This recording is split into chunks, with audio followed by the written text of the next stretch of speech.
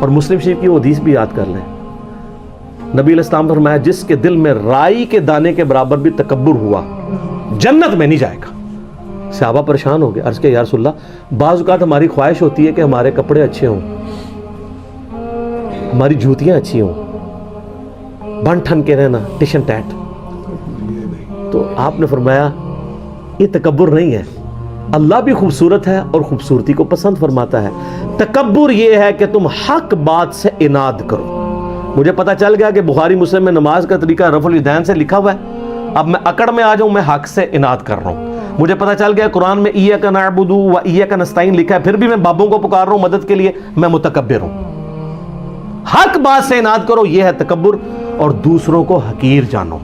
آپ مہنگے کپڑے ضرور پہنیں، لیکن کسی کم درجے کے کپڑے پہننے والوں سے نفرت نہ کریں۔ اسی لیے دیکھیں آپ کو اسلام نے کتنا پابند کیا ہے۔ ایک غیر مسلم مسلمان ہوا، اس امریکن، اس نے ترجمہ اس کی کتاب کا میں نے پڑھا تھا، سر تسلیم خام ہے، بڑی رکت انگیز اس کی سٹوری ہے، جس کے میں نے بتایا تھا فجر کے وقت اٹھنے کے لیے اس نے 3 گھڑیاں رکھی ہوئی تھی۔ وہ کہتا ہے جب میں نماز پڑھنے کے لیے مسجد میں گیا نا، تو مجھے اسلام کی اس بات کی حکمت سمجھ آئی کہ نماز میں پاؤں سے پاؤں کیوں جوڑنے ہیں۔ وہ کہتا ہے میں چٹی چمڑی، میرے ساتھ ایک کالا حبشی آ کے کھڑا ہو گیا، میرے دل میں ایک چیز آئی، جب بندہ رکوع میں جاتا ہے کالے اور سفید پاؤں، تو بندے کو تھوڑی سی نفرت گھن آتی ہے نا۔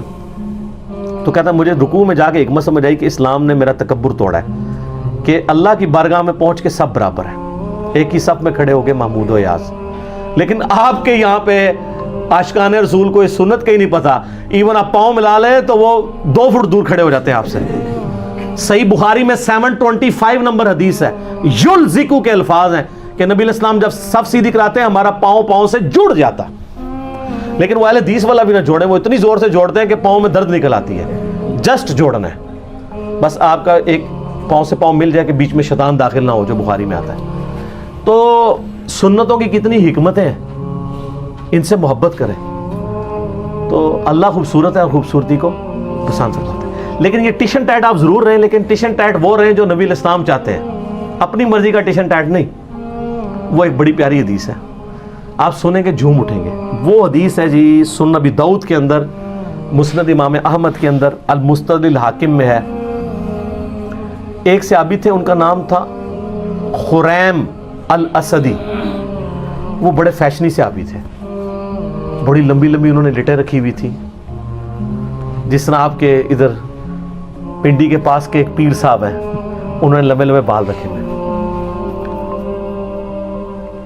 اور بڑے خوبصورت کپڑے پہنتے تھے اور زمین پہ گھسٹ رہے ہوتے تھے۔ تو اب لاڈلے بھی تھے، بڑے فیشن والے بھی تھے، تو نبی علیہ السلام نے ان کو ڈائریکٹ نہیں کچھ کہا، آپ تھوڑا توقف بھی فرماتے تھے۔ آپ نے صحابہ کرام نے کہیں ذکر کیا حضرت خریم کا نا، کہ جی ان کی دیکھیں جتنی لمبی لمبی لٹیں ہیں اور یہ، تو ابو داؤد کے الفاظ ہیں مسند احمد کے المستدرک الحاکم میں، نبی علیہ السلام فرمایا خریم تو بڑا اچھا آدمی ہے، بس ایک اپنے بال چھوٹے کروا لے اور اپنی تہمت کو ٹخنوں سے اوپر کر لے اور آدھی پنڈلیوں تک کرے تو کیا ہی بات ہے۔ تو صحابہ کرام نے نبی علیہ السلام کا بس پیغام اس کو بھجوایا کہ تیری تو حضور نے بڑی تعریف کی ہے، بس 2 چیزیں ہائی لائٹ کی ہیں۔ ان کا کیا؟ کہا یہ بال، اب بالوں سے آپ کو پتا ہے نوجوانوں کو کتنا پیار ہوتا ہے، سر یہی وابی میں اور صحابی میں فرق ہے، یہی بابی اور صحابی میں فرق ہے۔ آپ بابوں کے پیچھے چلتے ہیں، صحابہ کرام نبی علیہ السلام کے فرمان کے پیچھے چلتے تھے۔ آپ کی مسلمان عورت کو مرتے دم تک پردے کی اہمیت سمجھانی پڑتی ہے۔ صحابیات کو ایک دفعہ پتہ چلتی تھی، وہ کہتی تھی لبیک یا رسول اللہ، یا رسول اللہ حاضر ہے جو آپ نے کہا، سمعنا واطعنا۔ تو حضرت خریم نے اس طرح لیا اور اپنے بال جو ہیں وہ کانوں کی لو تک کر دیے۔ بالوں سے کتنی نوجوانوں کو محبت ہوتی ہے، اور اپنی تہمت ٹخنوں سے اوپر کر کے آدھی پنڈلی تک لے گئے۔ اور صحابہ کہتے ہیں ہم نے پوری زندگی پھر ان کے نام لمبے بالوں میں ان کو دیکھا ہے، اور نہ کبھی ان کی تہمت ٹخنوں سے نیچے ہوئی ہے۔ اور یہاں مسلمانوں سے آپ نعرے لگوا لیں جی غلامی رسول میں موت بھی قبول ہے، نعرے لگاتے ہیں نا، تو موت قبول ہے، داڑھی قبول نہیں، فجر کی نماز جماعت سے قبول نہیں، ٹخنے ننگے کرنا قبول نہیں ہے، ماں باپ مخالف ہو جاتے ہیں, پتہ نہیں کیا کیا نام رکھنا شروع کر دیتے ہیں, لوگ ہمیں کیا کہیں گے, لوگ ہمارے بارے میں باتیں کریں گے. تو سر پھر جنت آسان تو نہیں ملنی. یہ ابھی تو نہیں آپ کو پڑھایا گیا, بخاری مسلم میں حدیث ہے, تم مومن ہی نہیں ہو سکتے جب تک کہ میں تمہیں تمہارے ماں باپ, تمہارے بیوی بچوں, سب لوگوں سے بڑھ کر عزیز نہ ہو جاؤں. اور بخاری مسلم میں حدیث ہے, ایمان کی حلاوت اس نے چکھی جس کو اللہ اور اس کا محبوب صلی اللہ علیہ وآلہ وسلم دنیا میں سب سے بڑھ کر محبوب ہو جائے. اس میں اللہ از دا ٹاپ پرائرٹی کی بات ہو رہی ہے, صرف محبت کی نہیں.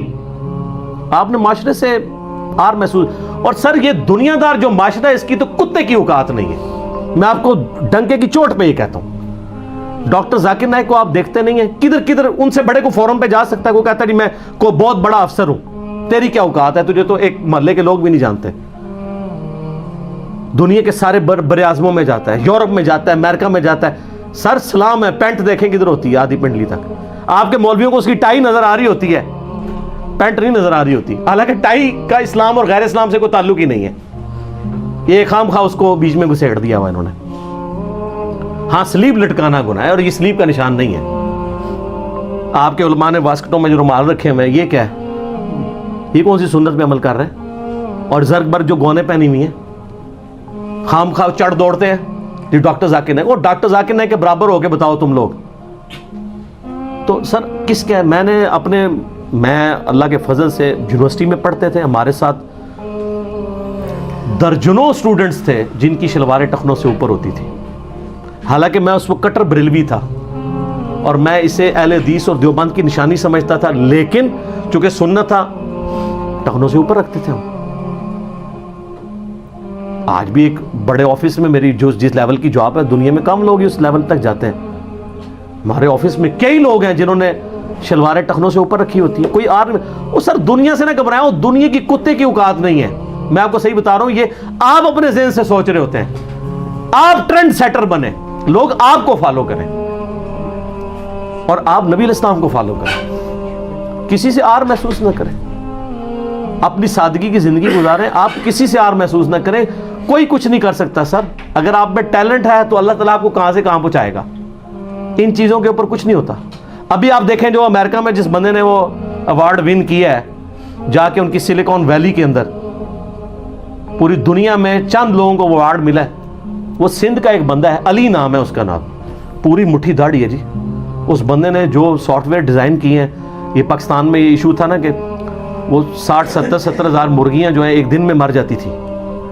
تو اس نے اس کی کنٹرول انوائرمنٹ بنائی ہے کہ بیماری آنے سے پہلے آئیڈیا ہو جائے, اور آپ حفاظتی تدارک کر لیں. میں اگلے دن جیو پاکستان صبح کے پروگرام پہ وہ دیکھ رہا تھا, مجھے اتنی خوشی ہوئی. پوری اس کی داڑھی ماشاءاللہ, اس کے لیول کا سافٹ ویئر کا کوئی بندہ نہیں پورے پاکستان کے اندر. تو اس نے کیا داڑھی چھوٹی کروا دی ہوئی ہے, اس سے کیا فرق پڑتا ہے؟ اس طرح کی چیزوں سے کوئی فرق نہیں پڑتا. آپ دین کو پریکٹس کریں. ان کی تو کوئی اوقات نہیں, انہوں نے آپ کے مرنے کے بعد کیا دنیا میں کوئی نہیں کام آنا اگر اللہ نے آپ کے لیے خیر نہیں لکھی. ٹھیک ہوگا جی. اللہ تعالیٰ سے دعا ہے جو حق بات میں نے کہی اللہ تعالیٰ ہمارے دلوں میں راسخ فرمائے. اگر جذبات میں میرے منہ سے کوئی غلط بات نکل گئی تو اللہ تعالیٰ ہمارے دلوں ہی سے معاف کر دیں. ہمیں کتاب و سنت کی تعلیمات پر عمل کر کے دوسرے بھائیوں تک پہنچانے کی توفیق عطا فرمائے. سبحانک اللہم و بحمدک, اشہد ان لا الہ الا انت, استغفرک و اتوب الیک, وما علینا الا البلاغ المبین.